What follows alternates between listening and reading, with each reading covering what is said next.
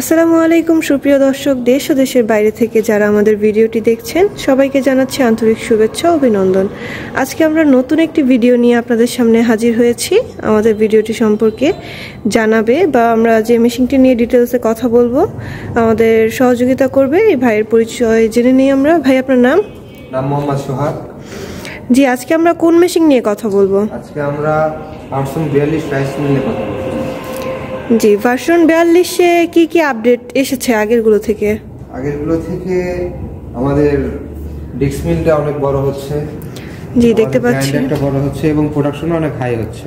আমাদের রাইস মিলের সাইজটা অনেক বড়। জি, রাইস মিল দিয়ে কি কি কাজ করতে পারবে বা এটার প্রোডাকশন কেমন হবে? আমাদের এটা কম্বাইন্ড রাইস মিল, তো এটাতে আমরা ধান করতে পারবো পার আওয়ার 8 থেকে 10 মণ।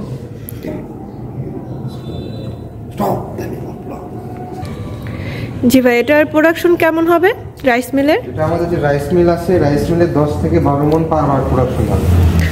জি, আমরা দেখতে পাচ্ছি এখানে হুপারটা অনেক বড়। একসাথে কতটুকু ধান দেওয়া যাবে? 30 কেজি। 30 কেজির মতো। আর এখানে হচ্ছে আপনার কুড়াটা কি রকমের আসবে? আমাদের এখান থেকে কুড়াটা আসবে একদম ছোট ছোট দানাটা। জি, আচ্ছা, এটা হচ্ছে কুড়ার রাইস নেটের জালি যেটা কুড়ার, এটা হচ্ছে নেট। জি, দেখতে পাচ্ছি আগেরগুলো থেকে অনেক চিকন এটা। এছাড়া হচ্ছে আপনার চালটা কিভাবে ফ্রেশ বের হবে? এটা কি ফ্রেশ বের হবে? এদিকে যদি ক্যামেরা ধরেন, এখান থেকে আমরা চাল বের হবে, এই পাশে আমাদের খুদটা বের হবে। হ্যাঁ জি, এখানে দেখতে পাচ্ছি একটা ফ্যান সিস্টেম। এই ফ্যান সিস্টেমে এটার কাজ কি? এখানে হাওয়া দিয়ে ওই চালটা আর হচ্ছে আপনার ওই তুষটা সেপারেট করে। এটা সেপারেট করবে, একদম ফ্রেশ বের হবে, কোনো ময়লা থাকবে না। এখান দিয়ে মেবি হচ্ছে কুড়ার যে ময়লাটা থাকবে এখান থেকে বের হয়ে যাবে। এবং এখানে হচ্ছে ফ্যান, এটা হচ্ছে আপনার চালটা ফ্রেশ বের হবে এবং এখান থেকে খুদটা ফ্রেশ আসবে। যদি খুদ আলাদা কেউ করতে চায় সেটা করতে পারবে। এরপর হচ্ছে ডিক্স মিলে কি কি কাজ করতে পারবে? আমাদের ডিক্স মিল আছে, ডিক্স মিলে ভেজা চালের গুঁড়া, সুজি এবং গরুর জন্য দানাদার খাবার তৈরি করতে পারবে। যেটা একটু নেটটা দেখা যাবে। এখন মোটা নেট করা আছে, এটা হচ্ছে আপনার ওই দানাদার খাবার বা সুজি করা যাবে। জি দর্শক, আপনারা দেখতে পাচ্ছেন চিকন নেট এর সাথে দিয়ে দেব। জি জি, এটা হচ্ছে চিকন নেট, মোটা নেট, আর এর থেকেও মোটা আছে যেটা গরুর খাবার তৈরি করবে। আচ্ছা ঠিক আছে, এটা যে চিকন নেটটা, এটা থেকে চিকন চাল বা এটা কিভাবে করবে? চিকন নেটটা দিয়ে আমরা সাধারণত আটা চালের গুঁড়া করতে পারবো। চালের গুঁড়া, পিঠা খাওয়ার জন্য যেটা করে।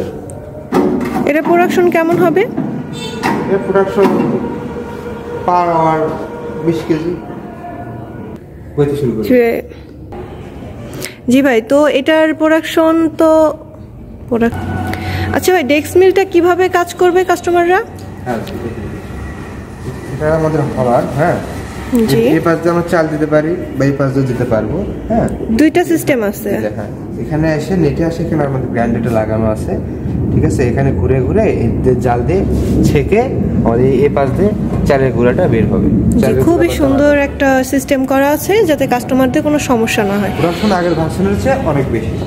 জি, এছাড়া হচ্ছে এটার কাজ কি? এটা হচ্ছে গ্রাইন্ডার। এটা আমরা এর সাথে মোটরের সাথে আমরা 10 ইঞ্চি গ্রাইন্ডার দিচ্ছি। হ্যাঁ জি, এই গ্রাইন্ডার দিয়ে আপনার হলুদের গুঁড়া, তারপর মরিচের গুঁড়া, মশলা জাতীয় খাবারগুলো আপনি করতে পারবেন। মানে ধনিয়া গুঁড়া বা হলুদ, মরিচ, বেসন এই টাইপের। আর এটার প্রোডাকশন কিভাবে বের হবে? আউটপুট ইনপুট কোত্থেকে? এটা হচ্ছে ইনপুট, এই পাশে হচ্ছে আউটপুট।